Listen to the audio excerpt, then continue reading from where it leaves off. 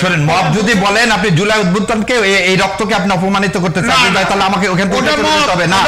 আপনি যদি বলেন মব, তাহলে আপনি ভারতের প্রেতাত্মা এবং আপনি আওয়ামী লীগের প্রেতাত্মা। আপনি যদি জুলাই উদ্বুত্থানকে মব বলেন, তাহলে আওয়ামী লীগের আমরা বলি রাজাকার। আপনি কোথায় যেতেছেন রাজাকার?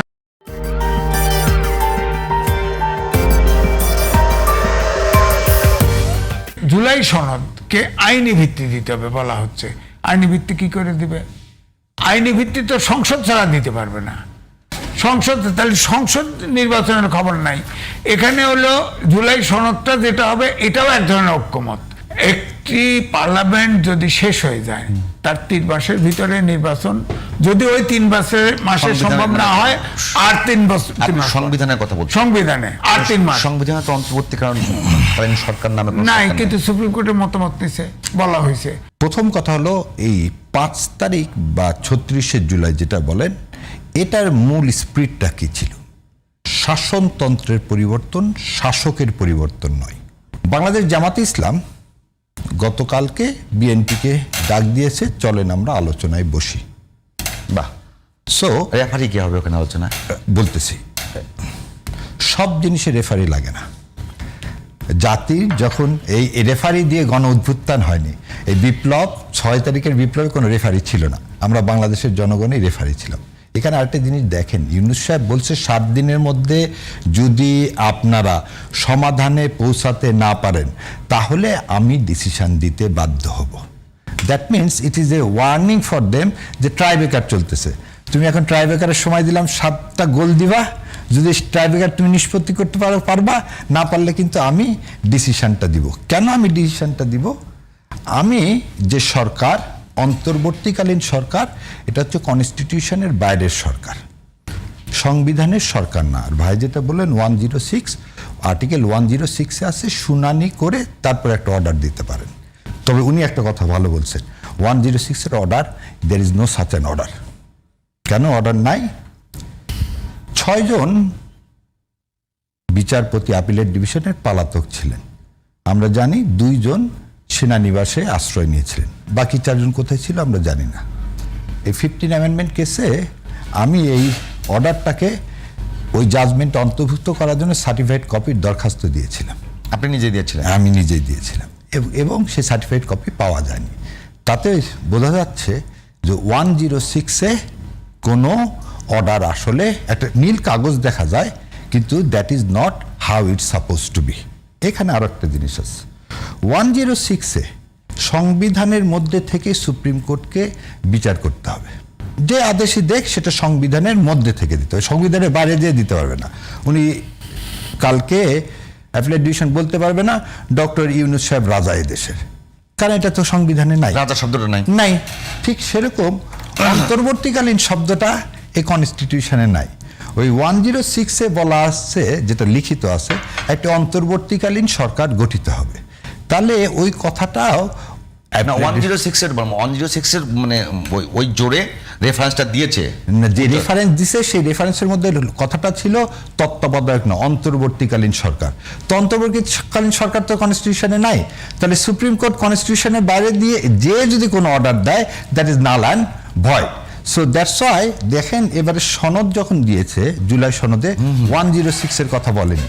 জুলাই ঘোষণাপত্রে বলছিল এই সরকার 106-এর সরকার, কিন্তু সনদে এসে তারা উপলব্ধি করছে এই সরকার হচ্ছে জনগণের সরকার, জনগণের ম্যান্ডেটের সরকার। কিভাবে জনগণের ম্যান্ডেটের সরকার? এই সরকার হচ্ছে জনগণের সার্বভৌমত্ব ক্ষমতার বলে। 5 তারিখ থেকে 8 তারিখ পর্যন্ত কোনো সরকার ছিল না। এখানে কি 2টা জিনিস মনে করিয়ে দিই। শেখ হাসিনা পদত্যাগ করে চলে গেছেন, কিন্তু সংসদ ভেঙে দিতে গেলে শেখ হাসিনাকে আর একটা দরখাস্ত করতে হতো রাষ্ট্রপতির কাছে, কারণ রাষ্ট্রপতি নিজে নিজে সংসদ ভেঙে দিতে পারবে না এখনকার সংবিধান অনুযায়ী। তাহলে কি করতে হবে? প্রধানমন্ত্রী তাকে অনুরোধ করবেন মানে সংসদ ভেঙে দেওয়ার। সেরকম কোনো অনুরোধপত্র শেখ হাসিনা করে যাননি। সো এদেশ থেকে সমস্ত সংসদ সদস্য এবং সবাই বলে তাকে, মানে এক্স প্রাইম মিনিস্টার, আমি ভাই তাকে মুখ্যমন্ত্রী বলি, যে ভদ্রমহিলা বলতে পারে যে আমি যা দিয়েছি তা ইন্ডিয়া মনে রাখবে, এবং যে দেশের ফরেন মিনিস্টার বলতে পারে হাজব্যান্ড ওয়াইফের সম্পর্ক, তার মানে আমার সার্বভৌমত্বটাই ইন্ডিয়াকে দিয়ে দিয়েছে।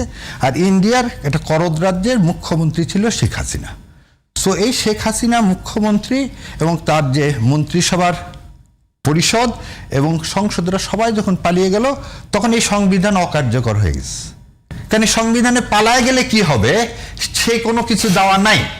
তাহলে যখন দেওয়া নাই তখন কি হয়, তখন জনগণ তার সার্বভৌমত্ব ক্ষমতার বলে একটি সরকার নির্বাচন করে, এবং সেই সরকারটাই হচ্ছে ডক্টর ইউনূসের সরকার। সেই ডক্টর ইউনূসের যে সরকার অন্তর্বর্তী, তাকে আপনি কোথাও খুঁজে পাবেন না।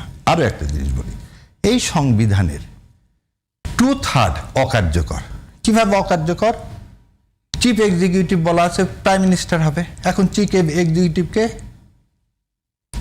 অন্তর্বর্তী সরকার। জুলাই সনদ ভুয়া। আমার কাছে শোনেন 25শে মার্চ বাংলাদেশে ক্র্যাকডাউন করে পাকিস্তানি আর্মি। হ্যাঁ, 26শে মার্চ আপনার জিয়াউর রহমান কালুরঘাট থেকে স্বাধীনতার ঘোষণা দেয়। এরপরে 10ই এপ্রিল পর্যন্ত এই দেশে কোনো সরকার ছিল না। অস্থায়ী সরকার হয় আপনার আম্রকান মুজিবনগরে। সেখান থেকে সনদ তৈরি করা হয় এবং সনদ তৈরি করে দেশ স্বাধীন হয়। স্বাধীন হওয়ার পরে সংসদ তখন গণপরিষদ হয়।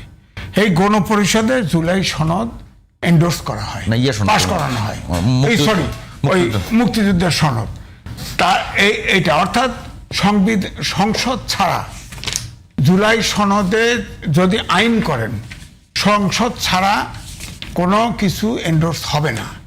এখন জুলাইতে সনদ আইনি ভিত্তি চায়, কে দিবে? উনি বলেছেন যে ওটা জনগণের আকাঙ্ক্ষা। কয়জন জনগণ ছিল? 52টা নিবন্ধিত দল, তার 25টা দল 30টা দল আলোচনা করছে, সনদে স্বাক্ষর করছে 25টা দল। এটা যদি ভাগ করি কয় পার্সেন্ট লোক হলো বাংলাদেশের? কতজন ভোটার হলো বলেন? 1। 2 হলো অভ্যুত্থানের শেষ দাবি, কোটা আন্দোলন ছিল, শেষ দাবি ছিল ফেসিবাদের বিলোপ চাই।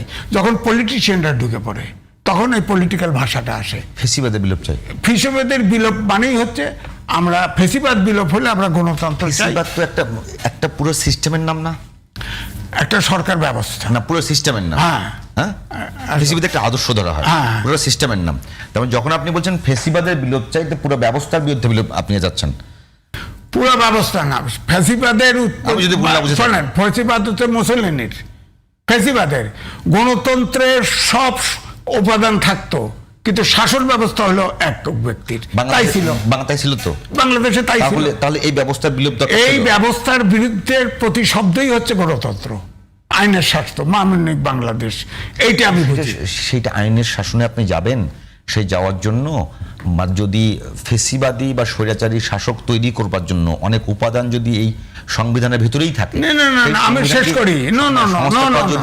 আমার প্রথম প্রশ্ন হলো এই সংবিধান জীবিত। প্রথম প্রশ্ন হলো সংবিধান জীবিত, কারণ এই সংবিধান অনুযায়ী ওত নিয়েছে। যদি বলে যে সংবিধান নাই, তাহলে সরকার নাই, অবৈধ পুরোটা, তার কিছুই করার ক্ষমতা নেই, খামাখা জোর করে ক্ষমতায় বসে আছে, পরিষ্কার। এই পুরো সিস্টেমটা হিটলার মুসলিনের চেয়েও খারাপ সিস্টেম তৈরি করে ফেলে দিয়েছিল কে? শেখ হাসিনা না, শেখ মুজিবুর রহমান থেকে শুরু হয়েছে। এখন ওই ইতিহাস বলতে গেলে তিনি যেমন বললেন যে, আপনাকে একটা জিনিস দেখায়, 10ই এপ্রিল মুজিবনগর সরকার গঠন হলো। মুজিবনগর সরকার গঠনের লাস্টের পাতায় লেখা ছিল প্রফেসর ইউসুফ আলী কি করবেন, প্রেসিডেন্ট এবং ভাইস প্রেসিডেন্টকে শপথ পড়াবেন।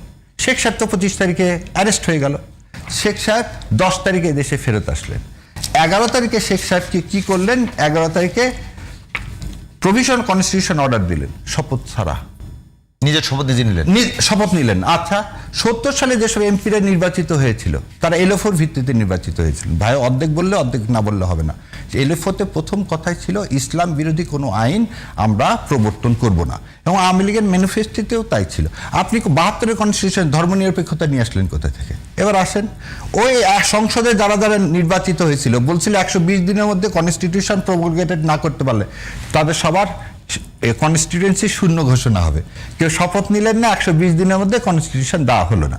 আপনি 70 সালে নির্বাচনে জয়লাভ করলেন এলএফওর ভিত্তিতে, 72 সালে এসে উনি বললেন 72 সালে জুন মাসে ডক্টর কামাল এই ড্রাফট কেন ইন্ডিয়া নিয়ে গেলেন? কনস্টিটিউশনের ড্রাফট বাংলাদেশেই কমিটি করবে, এই ড্রাফট আপনি ইন্ডিয়া নিয়ে গেলেন কেন? ইন্ডিয়া নিয়ে গেলেন, ইন্ডিয়া কারেক্ট করে দিলেন, সেই ড্রাফট নিয়ে এসে কি করলেন? মৌলানা ভাসানীকে দেখালেন না, কাকে দেখালেন না? যতগুলো পলিটিক্যাল পার্টি ছিল কেউ এটা দেখতে পারলেন না, একমাত্র সুরঞ্জিত সেন গুপ্ত ওই কমিটিতে ছিল, সেও সাইন করলেন না। তোহা থেকে শুরু করে, মনি সিং থেকে শুরু করে একটা লোকের কোনো কথা সাংবিধানিক বিতর্কের মধ্যে নাই। তাহলে উনি যে কথা এখন তুলতেছে 25 না 26টা রাজনৈতিক দলের, এই কনস্টিটিউশনের শুরুই প্রথম থেকে ভুল। তারপর আপনাকে বলি, নভেম্বর মাসের 4 নভেম্বর কনস্টিটিউশন গ্রহণ করলেন, আপনি কোনো রেফারেন্ডাম দিচ্ছেন? এই কনস্টিটিউশনের প্রতি যে জনগণের সমর্থন ছিল, বদরুদ্দীন ওমর বললেন এই সংবিধান কি একটি মানে ইন্ডিয়ার সাম্রাজ্যবাদের প্রতীকের সংবিধান। কারণ শেখ সাহেব তো তখন ইন্ডিয়ার পকেটের মধ্যে এদেশে আসার সময় 11 তারিখে তো দিল্লিতে নেমে আসলেন, কনস্টিটিউশন তো নাই, কনস্টিটিউশনের 2/3 অকার্যকর। তুমি আমাকে ম্যান্ডেট দাও এই নির্বাচন করার, আপনি নাহলে নির্বাচন করবেন কিভাবে? একটু আগে ভাই বলছে 90 দিনের মধ্যে আপনাকে কি করতে হবে? ইলেকশন করতে হবে। সংবিধান তো 90 দিনের মধ্যে করতে হবে, 90 করতে এখন তো 18 মাস, আপনি কিভাবে ইলেকশন করবেন? কিসের ভিত্তিতে? একটা বড় প্রশ্ন আগে বলে, আপনি যেহেতু বয়স অনেক, আমার মনে হয় 2টা নির্বাচনে হানা ভোটে ভোট দিয়েছেন, 3টাতে দিয়েছেন, জিয়াউর রহমানও দিয়েছেন, এরশাদ দিয়েছেন, খালেদা জিয়া তো দিয়েছেন। হাঁ দিয়েছেন না দিয়েছিলেন? আমার মনে হয় হাঁ দিয়েছিলেন, যদিও গোপন ভোট। দেশ রক্ষা করতে হাবর দিতে জিয়াউর রহমান এবং এরশাদ যখন আগে গণভোট করে পরবর্তীতে সংবিধান সংস্কার করলো, জিয়াউর রহমানের সময় আপনি দেখেন, আমি বলছি আমি কিন্তু নেগেটিভ বলছি না, বলেছে তখন আমি নেগেটিভ বলছি না, তার মানে সংবিধান ছিল না, বাংলাদেশে রিয়াজ আছে, সংবিধান ছিল না, তিনি অর্ডিন্যান্স জারি করছে, তিনি গণভোট করে স্বীকৃতি নিয়ে দেশটা চলমান করছে। ওই পরিস্থিতি আর 24-এর অভ্যুত্থান এক জিনিস না। এখন আমার বক্তব্য হচ্ছে, আমি এখনো বলবো যে অফিসিয়ালি হতে পারে আপনার বিতর্ক থাকতে পারে, যেমন আমি তো বিতর্ক করতেই পারি যে প্রধান বিচারপতি আর একজন অ্যাপিলেট ডিভিশনের বিচারপতি, একটু শোনেন না, আপনি প্রধান বিচারপতি এবং একজন অ্যাপিলেট ডিভিশনের বিচারপতি সেনানিবাসে আশ্রয় নেয়, বাকিগুলো তো মব দিয়ে তাড়ায় দেয়। শোনেন নাই? শোনেন, মব যদি বলেন আপনি জুলাই উদ্বুত্থানকে এই রক্তকে আপনি অপমানিত করতে চান, তাহলে আমাকে ওখানে যেতে হবে না। আপনি যদি বলেন মব, তাহলে আপনি ভারতের প্রেতাত্মা এবং আপনি আওয়ামী লীগের প্রেতাত্মা। আপনি যদি জুলাই উদ্বুত্থানকে মব বলেন, তাহলে আওয়ামী লীগের আমরা বলি আমরা রাজাকার। আপনি কোথায় যাইতেছে রাজাকার? আমরা একটু কথা বলি, কি প্রেতাত্মা মানে আওয়ামী লীগের আপনি তাহলে আওয়ামী লীগের আচ্ছা ভাই, আমরা এই কথা এভাবে না বলি, প্লিজ আজিজ ভাই প্লিজ। মব মানে কি? পরে মব বাসায় দিছে না, সরকার চুপ ছিল না, 36 জুলাই আপনি মব বলা সাহস করেন, সব হিসাবে এটা আপনার ধৃষ্টতা। আপনি 36 জুলাইকে অবমাননা করতেছেন, আপনি অবমাননা করতেছেন মব বলে। কোথায় ছিলেন 26 জানুয়ারিতে? 26 জানুয়ারি আমি একমাত্র ব্যক্তি যে আওয়ামী লীগের ফার্স্ট 5 বছর থেকে 5 তারিখ পর্যন্ত আমি টকশো করে তাদের বিরোধিতা করছি এবং এই অভ্যুত্থানের পক্ষে ছিলাম। আজিজ ভাই, আমরা মনে হয় যে আমরা ব্যক্তিগত আক্রমণ না করি, আমরা একেবারে মব বলা যাবে না, এটা অবজেকশন দিচ্ছি। 36 আন্দোলনকে সারা বাংলাদেশে মব, এখনো মব না, এটা মব বললেন না, মব তৈরি করে আমাদের প্রতিষ্ঠান টেলিভিশন পত্রিকা আন্দোলনকে মব বলে আপনি ইয়া করতে পারেন না।